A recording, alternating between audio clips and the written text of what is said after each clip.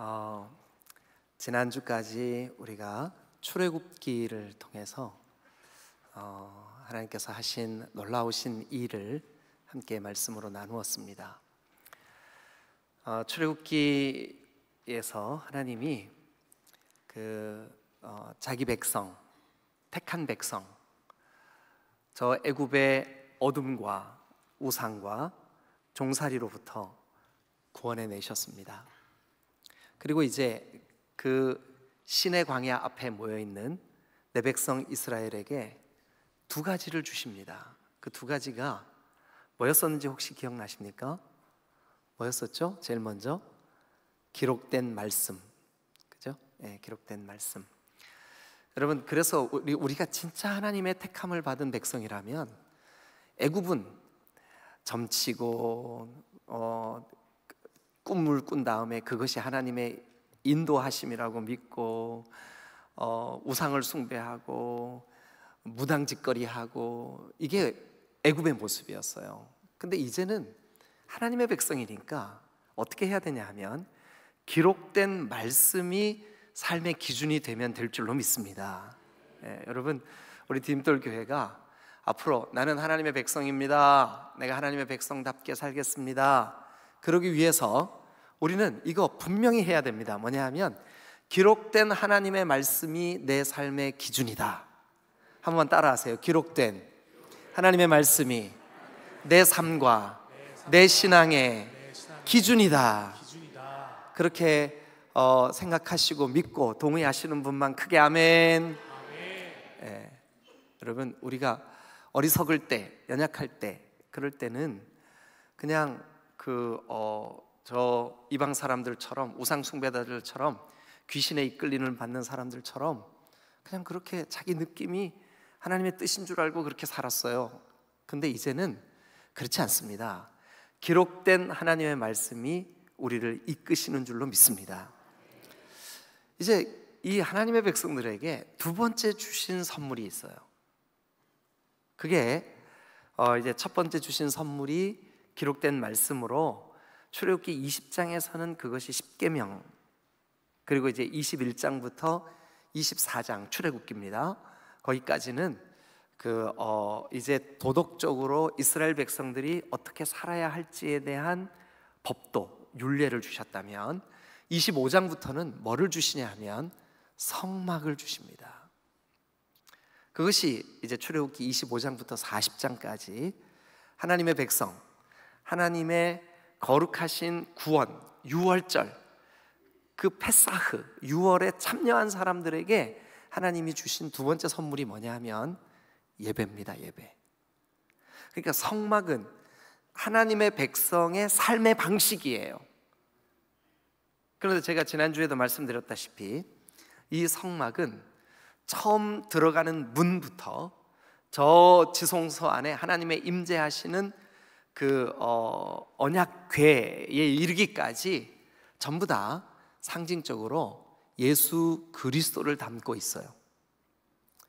그래서 여러분 잘 기억하세요. 이 말이 여러분들에게 이해되어지면 좋겠습니다. 구약의 제사법은, 그러니까 짐승을 잡아서 양의 피를, 그 다음에 소의 피를, 또 비둘기의 피를 받아가지고 제단에 뿌리고 그 양이, 소가 내 죄를 덮어쓰고 대신 담당하는 그 구약의 제사법은 이제 더 이상 없어요. 폐기됐어요. 완전하신 예수 그리스도가 우리의 대속의 제물이 되셔서 더 이상 구약의 방법이 아니라, 구약의 제사법이 아니라 단번에 드려진 예수 그리스도의 보혈로 우리는 구원이 완성되는 줄로 믿습니다. 그래서 더 이상 우리는 구약의 제사법을 따를 필요가 없게 되었어요. 그래서 제가 우리 출애굽기를 강해 설교를 쭉 하면서 하나님이 우리에게 주신 기록된 말씀과 성막은 제가 예배라고 바꿔서 말씀을 드리겠습니다. 예배, 이 두 가지를 주셨구나. 그런데 예배에 대해서 배워야 되는 이 성막은 나중에 기회가 될 때 따로 여러분들에게 제가 설교를 하도록 하고, 그러면 이 완전한 예배의 그 제물이 되신 우리의 죄를 담당하신 예수 그리스도. 우리가 이제 출애굽기를 쭉 말씀을 나눌 때 성막을 대신해서 이제 우리가 하나님께로 나아가는, 우리의 죄를 사하시고 막힌 담을 허무시고 하나님께로 나아갈 수 있는 담력을 얻게 하신 그 예수 그리스도. 성경 가운데 예수 그리스도를 가장 정확하고 그리고 잘 선언해주고 있는 본문이 어딜까? 히브리서입니다. 이 히브리서를 오늘부터 시간이 얼마나 걸릴지 잘 모르겠습니다. 왜냐하면 저도 묵상을 하면서 여러분들에게 설교를 해야 되기 때문에. 그런데 아마 대충 생각을 해도 한 반년쯤 걸릴 것 같아요. 앞으로 반년 동안 히브리서를 통해서 우리는 예수님을 만나고 알아가고 배우고, 한 번만 따라합니다. 믿음의 주요, 온전케 하시는 이인, 예수를 바라보자. 우리의 예배를 완전케 하시고 우리를 하나님 앞으로 이끄시고 우리를 하나님을 만나게 하시는 예수 그리스도, 우리의 죄를 단번에 그의 보배로운 피로 해결하셔서 더 이상 구약의 제사법인 짐승의 피로 하지 아니하고 오직 예수 그리스도를 통하여, 예수 그리스도 안에서, 예수 그리스도로 인하여 하나님과 교제할 수 있게 된 이 거룩하신 예수 그리스도를 우리가 히브리서를 통해서 배우고 깨닫고 알아가시기를 주님의 이름으로 축원합니다. 그래서 우리는 이제 오늘부터 짧지 않은 기간, 이 히브리서가 13장까지 되어 있습니다. 그런데 이 13장을 우리가 꼼꼼하게 좀 말씀을 나누면서 예수님이 이런 분이시구나, 예수 더 알기 원하네, 크고도 넓은 은혜와 대속해 주신 사랑을 간절히 알기 원하네. 여러분, 성경이 뭔가에 대해서 안다. 하나님이 아브라함에게, 아브라함아, 내가 이제 네가 나를 얼마나 사랑하는지 이제야 알겠다 할 때 그 안다는 것은 이론으로 아는 것을 의미하지 않습니다. 우리가 예수님에 대해서 첫째, 처녀의 몸에서 나시고, 둘째, 유대 땅 베들레헴에서 나시고, 셋째, 이렇게 나시고 저렇게 나시고 구약이 예언하셨고, 그리고 이런 사역을 하셨고 십자가를 지셨고, 이거 이론으로 아는 거 맨날 알아봤자 아무 소용없습니다. 진짜 아는 것이 뭐냐 하면 예수님을 경험하는 것입니다. 예수님이 어떤 분인지를 우리가 말씀으로 듣고 그 말씀대로 정말 예수님이 그런가? 그 예수님이 그러신 분이구나 하고 삶으로 살아보고, 그리고 그 경험되어지는 그 예수님을 아시기를 주님의 이름으로 축원합니다. 할렐루야, 할렐루야. 우리가 이제 이 히브리서를 나누는 동안 그런 은혜가 여러분 안에 있으시기를 바랍니다. 제가 히브리서를 설교해야 되겠다라고 생각을 하게 된 거는 이미 좀 전에 말씀드린 대로 출애굽기를 말씀을 묵상하다 보니까 하나님이 자기 백성 이스라엘에게 기록된 말씀과 성막을 주셨구나. 근데 성막은 예배인데 이 예배가 예수님의 오심으로 구약의 제사법은 더 이상 유효하지 않구나. 짐승의 제사는, 피로 드리는 제사는 더 이상 소용이 없게 됐구나. 완전하신 예수 그리스도의 보배로운 피, 십자가의 그 보배로운 보혈로 우리의 죄가 사하여지고 이제 우리가 하나님을 예배하는 것은 예수 안에서, 예수를 통하여 예수님으로 말미암아 예배해야 되는 거구나. 이거를 깨닫고 예수님을 설교해야 되겠다. 그래서 히브리서를 설교하게 되었습니다. 여러분들에게도 기대하는 마음을 좀 가져주시기를 간절히 부탁을 드립니다. 자, 히브리서 1장을 한번 펴보시고, 여러분 신약 성경의 많은 부분, 거의 대부분이에요. 거의 대부분은 이 책을 누가 기록했는지가 성경 첫 부분에 나와요. 이 성경을 누가 기록했는가 하는 것이, 자, 우리 몇 절만 제가 샘플로 보여드릴게요. 로마서 1장 1절을 한번 보시죠. 여기 보니까 예수 그리스도의 종 바울이 썼습니다. 이 바울이 로마서를 쓰기 위해서 1장 1절에 예수 그리스도의 종 바울은 이렇게 시작을 해요. 또 야고보서도 한번 가볼까요? 야고보서. 자, 하나님과 주 예수 그리스도의 종 누구는? 그러니까 야고보서는 누가 쓴 거예요? 야고보가 쓴 거예요. 당연히 성령으로 감동되고 하나님께서 그 마음에 깨달음을 주신 그 성령께서 주도적으로 인도해 주신 그 말씀을 바울이 야고보가 기록을 하는 거죠. 또 한번 보여드릴게요. 베드로전서 1장 1절을 한번 보십시다. 자, 같이 한번 읽어보시죠. 시작. 예수 그리스도의 사도 베드로는 본도, 갈라디아, 갑바도기아, 아시아와 비두니아에 흩어진 나그네. 네, 거기까지만 읽으셔도 될 것 같아요. 왜냐하면 이미 저자가 나왔어요. 그러니까 베드로전서는 누가 기록했을까요? 네, 1장 1절이 예수 그리스도의 사도인 베드로는 이렇게 시작을 하면서 이 글을 베드로가 썼구나. 여러분 요한계시록도 한번 보시자고요. 요한계시록은 우리가 1절 전체를 한번 읽어보죠. 자, 다 같이 시작. 예수 그리스도의 계시라. 자, 누구의 계시일까요? 예수 그리스도의 계시. 계시라는 것은 이렇게 커튼을 열어서 보여주셨다는 뜻이에요.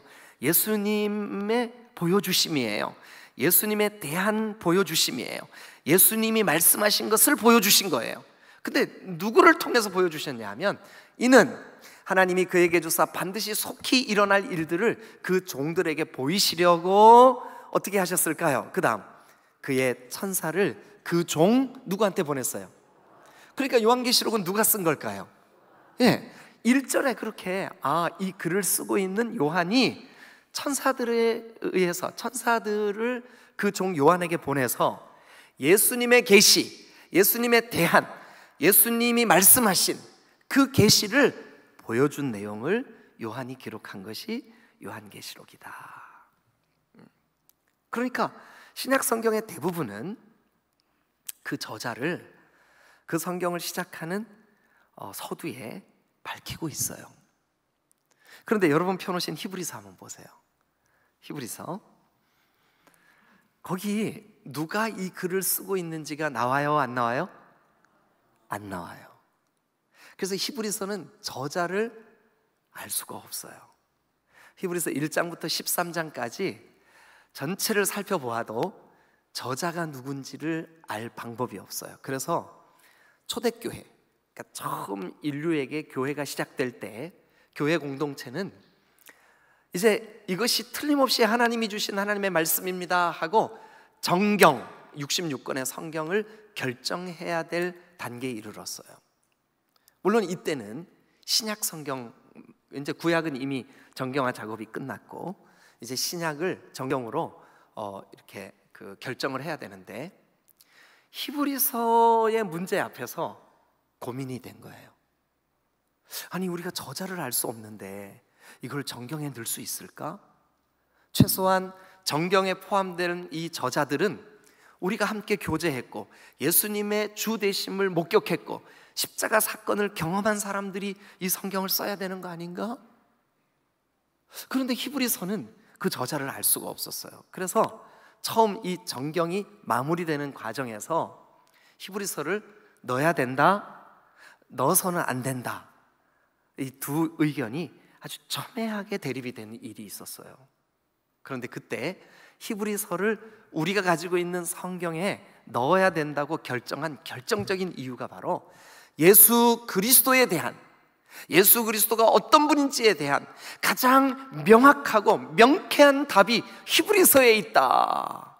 이거를 초대교회 교회 공동체가 인정을 한 거예요. 그래서 히브리서가 정경에 포함이 되었어요. 그리고 오늘 우리 손에 히브리서가 들려진 거예요.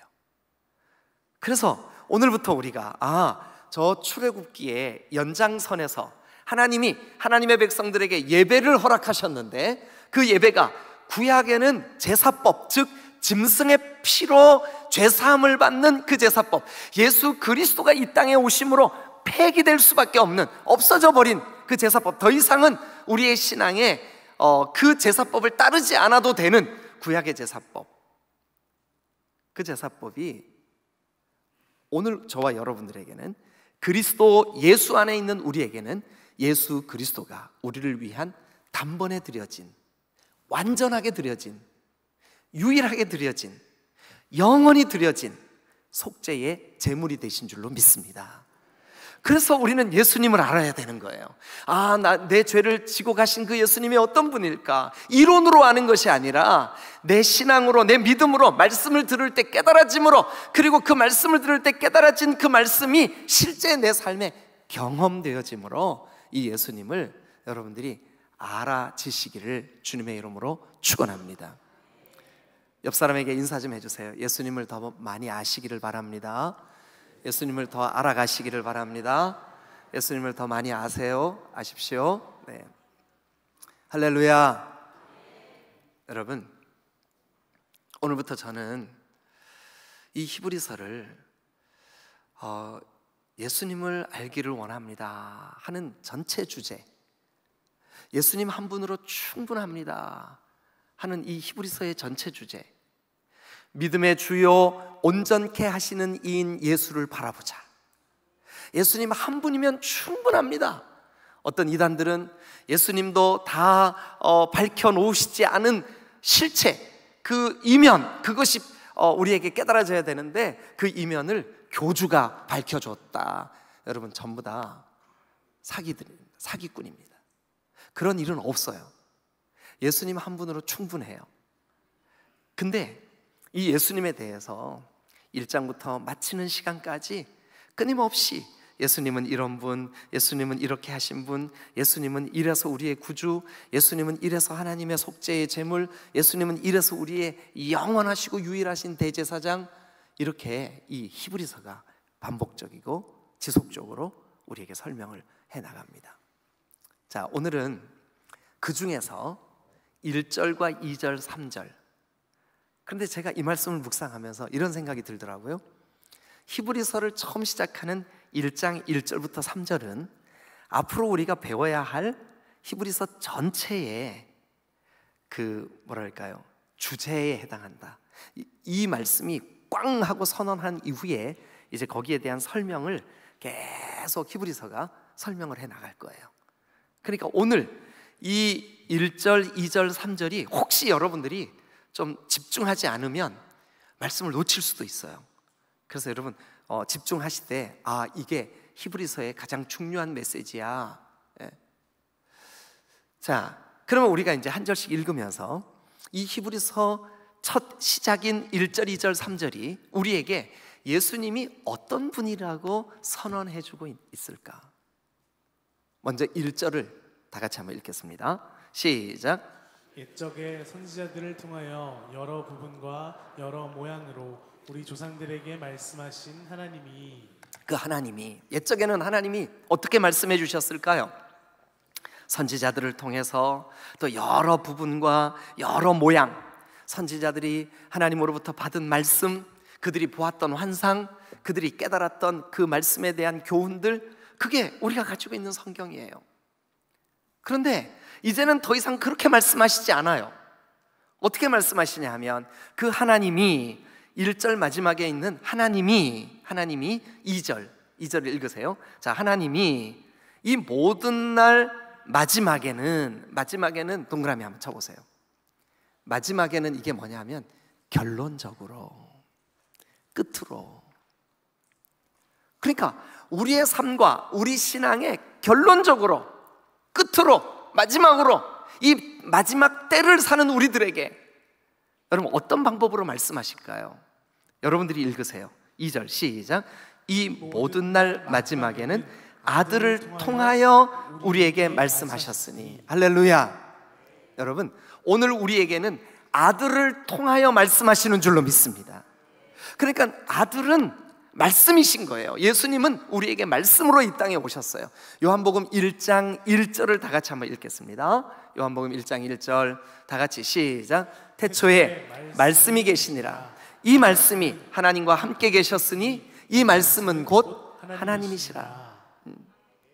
여러분, 이 말씀이 육신이 되어 사람의 몸을 입고 이 땅에 오셨어요. 말씀이 육신이 되어 우리 가운데 거하시니 우리가 그 영광을 보니 아버지의 독생자의 영광이요 그 독생자의 영광에는 은혜와 진리가 충만하더라. 이게 요한복음 1장의 선언이에요.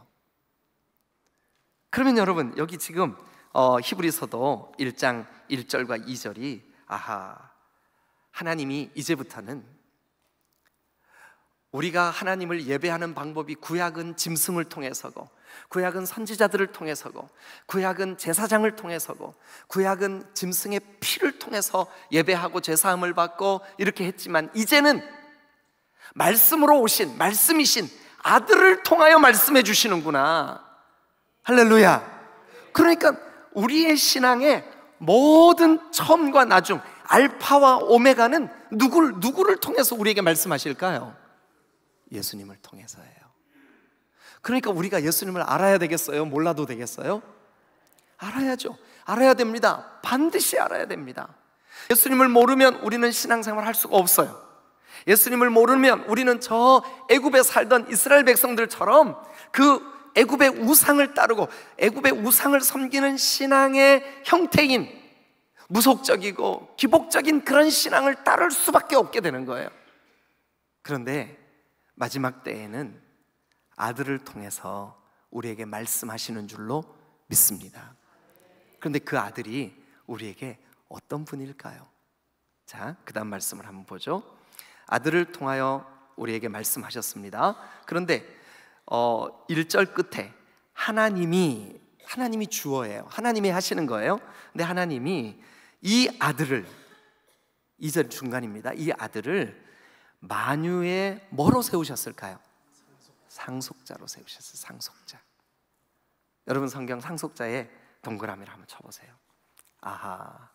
예수님이 하나님이 상속자로 세우신 분이시구나. 이 상속자의 동그라미를 치고 거기 옆에다 설명을 좀 쓰세요. 이 상속자라고 하는 원어는 헬라말 원어는 클레로노모스라고 하는 단어예요. 클레로노모스.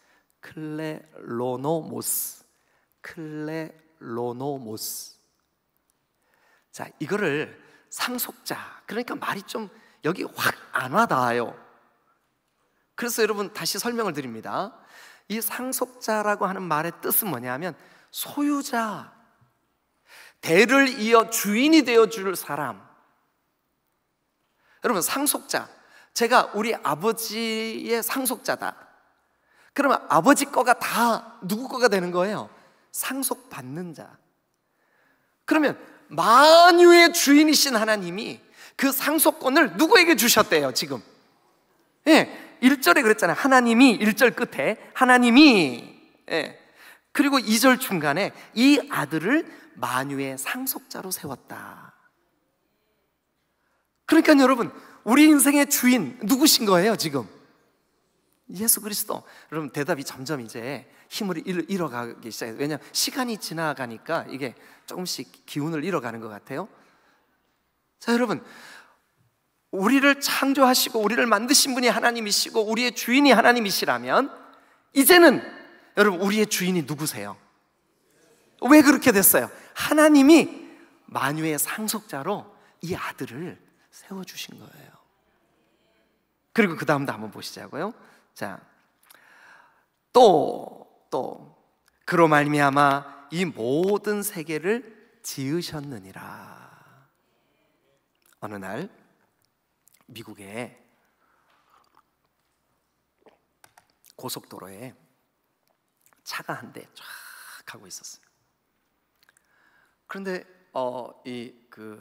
젊은 청년이 운전을 하고 쭉 가는데 고속도로 한가운데서 시동이 꺼진 거예요. 그래서 급하게 이제 갓길로 운전대를 틀어서 겨우 이제 멈춰 섰어요. 아니 그런데 아무리 시동을 다시 걸으려고 해도 이게 안 되는 거예요. 아유 고장 났구나. 그래서 이 청년이 차에서 내려가지고 앞에 보닛을 열고 아무리 엔진을 살펴보고 해도 뭐가 문제인지를 모르겠는 거예요. 고개를 숙이고 이것도 만져보고 저것도 만져보고 안 되는 거예요. 그런데 그 한적한 고속도로, 미국의 그 드넓은 고속도로, 거기에 저쪽에서 차가 한 대 오고 있는 거예요. 근데 이 청년은 뭐 차가 오든 안 오든 이렇게 허리를 숙이고 그 엔진을 만지고 혹시 어디가 고장 났는지 좀 볼 수 있을까 해서 찾는데 찾지를 못했어요. 그런데 그 멀리서 오던 차가 비상등을 켜더니 이 고장난 차 뒤에 와서 쭈루루 쓰는 거예요. 그런데 의외에 운전석 차문이 딱 열리더니 노인 한 분이 머리가 하얗고 지팡이를 짚고 그런 노인 한 분이 차에서 내리시는 거예요. 그러면서 이렇게 얘기를 하는 거예요. 이보 젊은이, 뭐가 문제요? 그랬더니 이 보닛 속에 머리를 숙이고 엔진을 살펴보던 이 젊은 운전자가 이렇게 말하는 거예요. 아이고 어르신 괜찮습니다. 제가 알아서 해결할 테니 얼른 가던 길 가시죠. 그랬더니 이 어르신이 아니야, 내가 좀 한번 보고 싶어. 그러면서 이 젊은이를 잠깐 비켜봐, 내가 좀 봐줄게. 짚고 계시던 지팡이를 거기 앞에다가 범퍼에다 이렇게 기대 놓으시고, 아니 그 엔진을 몇 가지를 이렇게 손으로 만지시더니 그 젊은 운전자한테 그러는 거예요. 여보게, 이제 시동을 한번 걸어보게. 그래서 이 운전수가 운전석에 앉아가지고 시동을 딱 걸었는데 어떻게 됐을까요? 걸렸어요. 얼마나 놀랬겠어요, 그죠? 그래서 운전수가 얼른 그 운전석에서 내려서 이 어르신에게 정중하게 이렇게 말했어요. 아니 어르신, 어떻게 아셨어요? 그랬더니 이 어르신이 이렇게 대답합니다. 사실 이 차는 내가 개발해서 내가 만든 차일세. 그러니 이 차가 어디가 약한지, 어디 때문에 문제가 생길 가능성이 많은지, 어디가 이렇게 시동이 꺼졌을 때는 어떤 문제인지를 제일 잘 아는 분은 사실은 누굴까요? 만든 분이에요.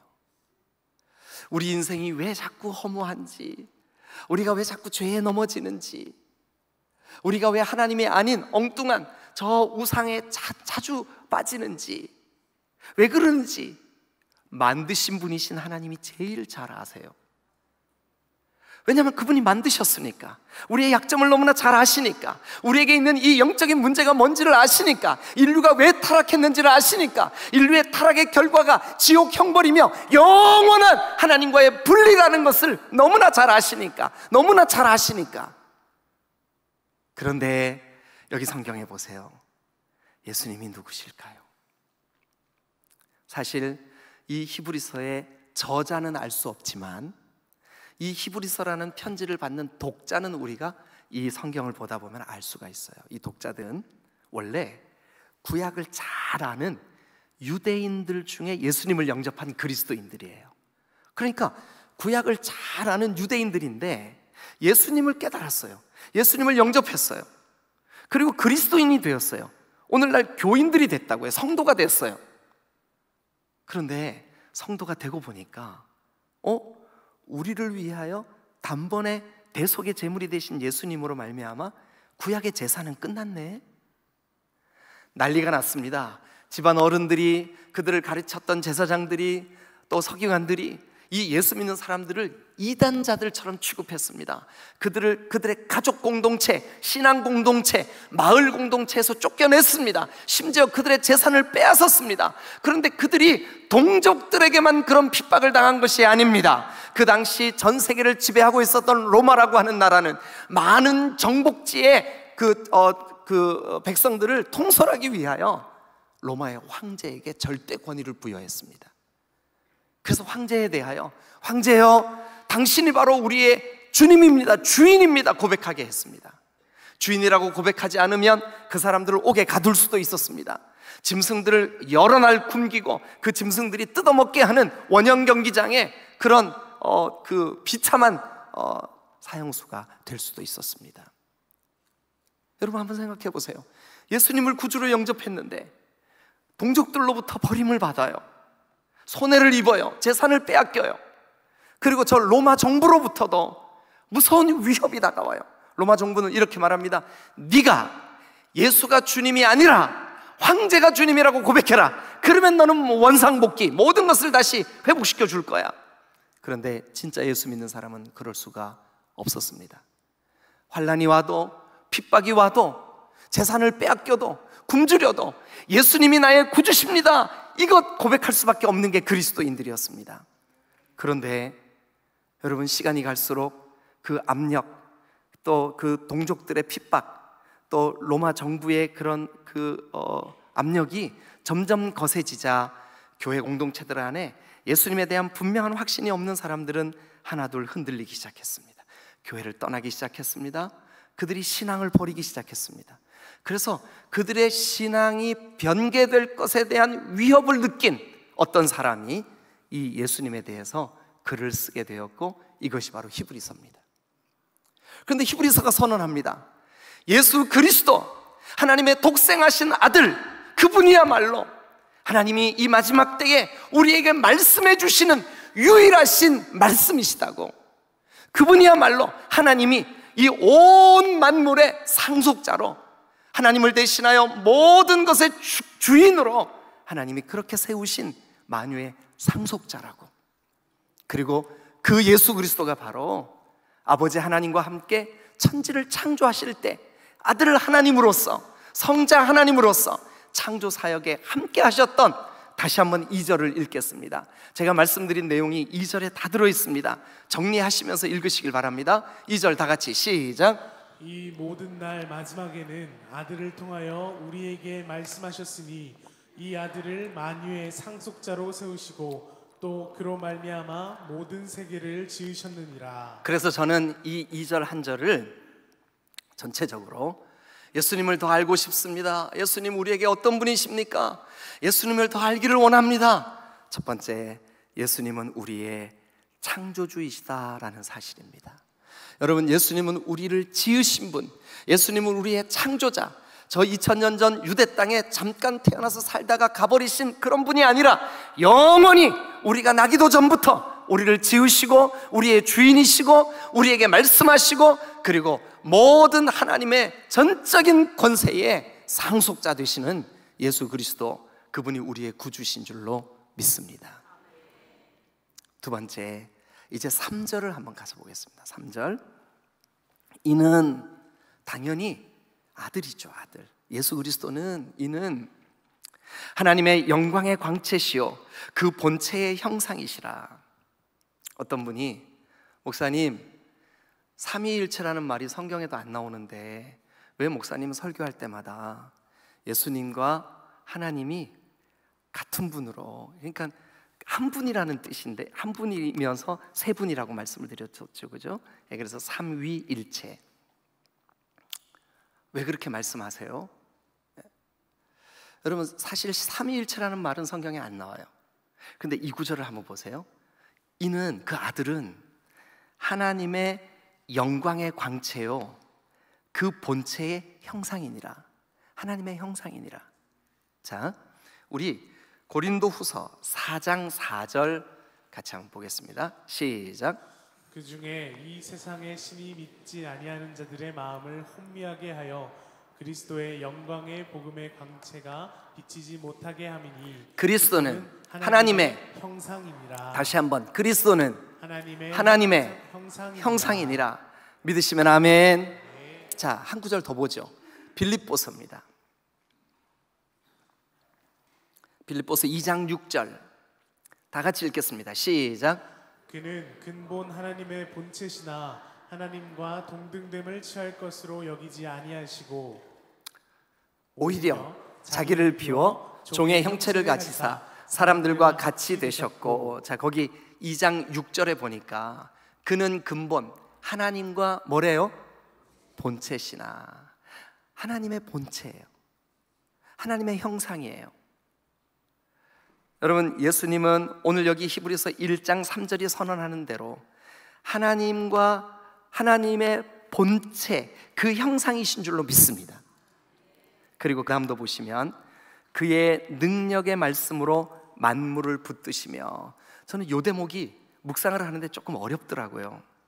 이게 무슨 뜻일까? 저에게 깨달아진 말씀을 그대로 한번 설명을 해볼게요. 여기 보니까 이렇게 돼 있습니다. 그의 능력의 말씀으로 만물을 붙드시며, 이렇게 말할 때 여기 그의는 누굴까요? 우리가 지금 이 문맥을 쭉 보니까 아들이죠. 예수 그리스도죠. 그죠? 근데 그의 능력의 말씀으로 만물을 붙드셨대요. 이게 붙들었다라고 하는 이 말은 만물을 운행한다, 운전한다, 통치한다, 이끄신다, 이런 뜻이 있는 단어예요. 붙드신다는 말이. 그러면 오늘 우리 개인의 인생, 또 우리 디딤돌 교회 공동체에 모든 되어지는 일들, 누가 붙들고 계실까요? 누가 이끌고 계실까요? 누가 운행하실까요?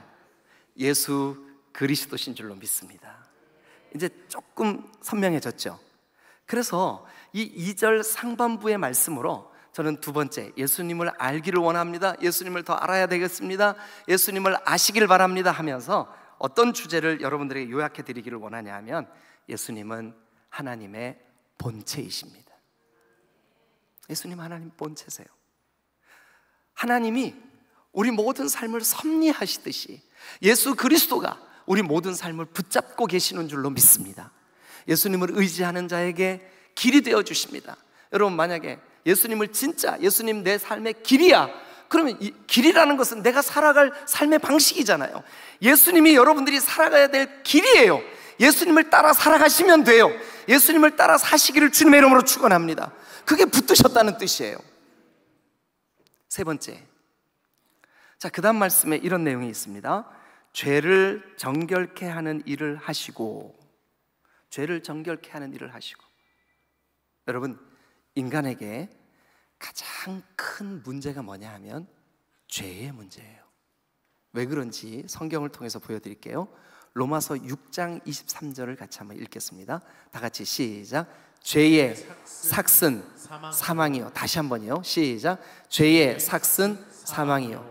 여기 사망은 우리는 그냥 죽으면 끝이지 뭐, 소멸, 단절 아닙니다. 여기의 사망은 하나님으로부터 단절입니다. 하나님의 구원, 하나님의 은혜, 하나님의 손길, 여기로부터 단절입니다. 이게 사망입니다.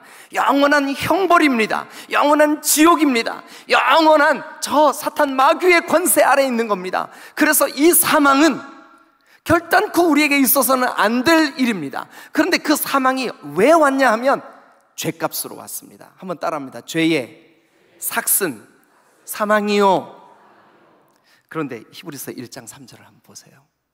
자, 거기 보니까 죄를 정결하게 하는 일을 하시고. 누가요? 지금 우리가 1장 1절부터 3절은 문맥에 누구 얘기 계속하고 있는 거죠? 예수님. 그러면 우리를 죄에서 정결하게 하시는 일을 누가 하셨다는 뜻일까요? 예수님. 그러면 여러분, 죄가 정결케 되면 사망에 이르게 되는 그 문제가 없어졌으니까 우리에게 영생이 주어지고 천국이 주어지며 우리에게 하나님과 영원히 동행함이 주어진 줄로 믿으시기를 축원합니다. 그럼 우리를 하나님 자녀 되게 하고 하나님과 동행하게 하고 하나님과 같이 살게 하고 누가 그 일을 할 수 있다는 거예요? 예수 그리스도. 할렐루야. 그래서 세 번째 주제는 이겁니다. 예수님은 우리의 구세주이십니다. 할렐루야. 할렐루야. 여러분, 그 다음 구절 여기 보면 죄를 정결하게 하는 일을 하시고, 혹시 영어 성경 가지고 계신 분들은 그 영어 문장으로 보세요. 하신 후에 이렇게 돼 있죠. 원어로도 그렇게 돼 있어요. 그러니까 죄를 정결케 하는 그 일, 십자가에서 우리의 죄를 대신 담당하신 그 일, 십자가에서 보배로운 피를 흘리신 그 일, 우리를 대신해서 죄의 형벌을 받으시고 죽으신 그 일, 그리고 거기서 끝난 게 아니에요. 죽음을 이기시고 부활하신 줄로 믿습니다. 그리고 그 일을, 죄를 정결케 하신 후에 뭐를 하셨냐 하면 그 다음에 보니까 이렇게 되어 있습니다. 지극히 크신 이의 우편에 앉으셨느니라. 우편 동그라미 한번 쳐보세요. 우편은 구약 성경에서 권세를 의미합니다. 능력을 의미합니다. 우리는 어떻게 믿어야 되냐 하면 이 지극히 크시니 하나님 아버지죠. 성부 하나님이세요. 그 지극히 크시니 하나님의 우편에 앉으셨다라고 하는 것은, 우편은 통치 좌소예요. 그러니까 거기로부터 능력이 나타나요. 거기로부터 권세가 있어요. 거기에 모든 명령권이 거기 있어요. 어디예요? 우편에. 그러니까 하나님의 권세, 하나님의 명령, 하나님의 능력, 그 통치 좌소에 누가 계실까요? 예수 그리스도. 오늘 그분의 통치를 기쁨으로 받아 누리시는 여러분 되시기를 주님의 이름으로 축원합니다. 그래서 예수님은 우리의 구세주가 되시는 거예요. 죄에서 구원하시는 구세주, 영원히 우리의 통치자가 되셔서 지금도 능력으로 통치하시는 구세주. 세 가지. 자, 1절부터 3절 안에는 예수님에 대해서, 예수님은 우리의 창조주시다, 예수님은 하나님의 본체시다, 예수님은 우리의 구세주시다. 여러분, 그런데 그 내용이 아주 쭉 느려서 이렇게 설명하고 있습니다.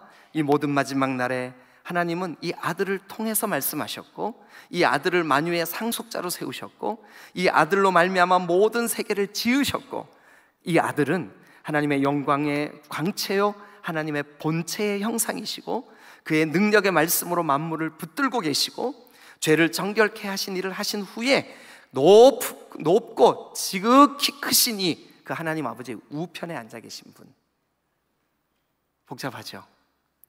정리하면, 요약하면 하나님 우리의 창조주, 예수님 우리의 창조주, 예수님은 하나님의 본체, 예수님은 우리의 구세주. 할렐루야. 이 메시지가 여러분 이제 오늘 조금 어렵게 느껴지셨다면 다음 주부터는 이것을 쭉 히브리서가 우리에게 설명해 나갈 거예요. 기대하시고 히브리서를 통해서 이렇게 기도하세요. 주님, 히브리서 말씀을 나누는 동안 예수님 더 알고 싶어요. 예수 더 알기 원하네. 크고도 넓은 은혜와 대속해 주신 사랑을 간절히 알기 원하네. 아멘. 예수님을 더 알아가는 여러분 되시기를 주님의 이름으로 축원합니다. 기도하시겠습니다.